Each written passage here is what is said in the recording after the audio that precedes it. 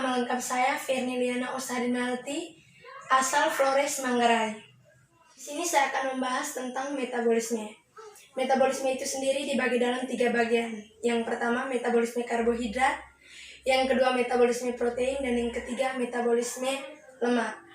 Pengertian metabolisme itu sendiri adalah keseluruhan yang meliputi proses penguraian dan sintesis molekul kimia yang menghasilkan dan membutuhkan panas atau energi, serta dikatalisis oleh enzim.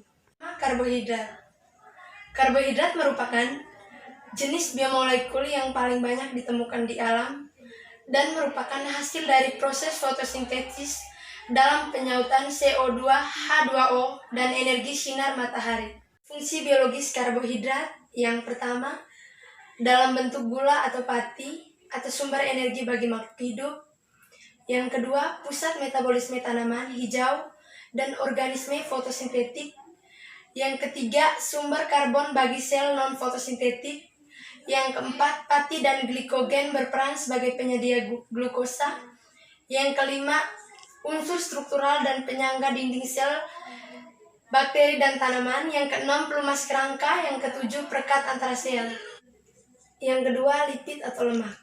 Lipid atau lemak merupakan komponen nutrien yang berperan sebagai sumber energi atau senyawa organik yang berminyak atau berlemak.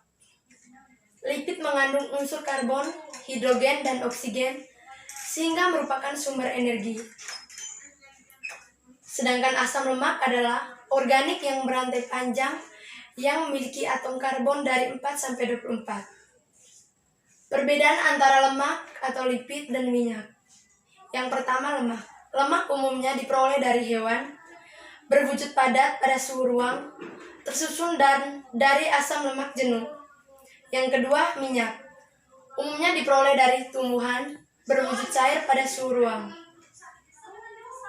Yang ketiga, protein. Protein adalah suatu senyawa organik yang sangat kompleks dan mempunyai berat molekul yang sangat tinggi dan tersusun oleh asam-asam amino, 20-22 macam asam amino, yang diikatkan oleh ikatan peptida atau komponen utama dalam semua sel makhluk hidup.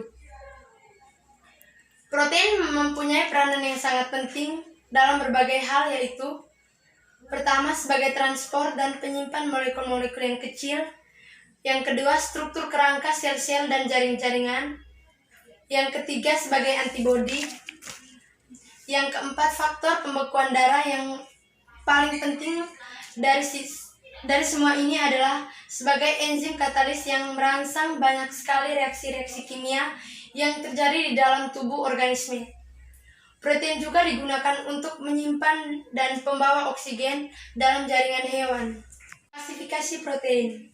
Protein dapat diklasifikasikan atas dasar beberapa kriteria, antara lain atas dasar fungsinya, kelarutan, konformasi, dan kimianya. Berdasarkan fungsinya, protein dapat dibagi menjadi golongan enzim, protein cadangan, transport protein, kortaktil, protektif, toksin, dan struktural. Berdasarkan kelarutannya, dalam zat pelarut, protein dapat dibagi menjadi albumin, globulin, prolamin, dan glutelin. Berdasarkan konformasinya, protein dapat dibagi menjadi bentuk serabut atau benang dan globular. Sedangkan secara kimia, protein dapat dibedakan menjadi protein. Semoga bermanfaat. Terima kasih.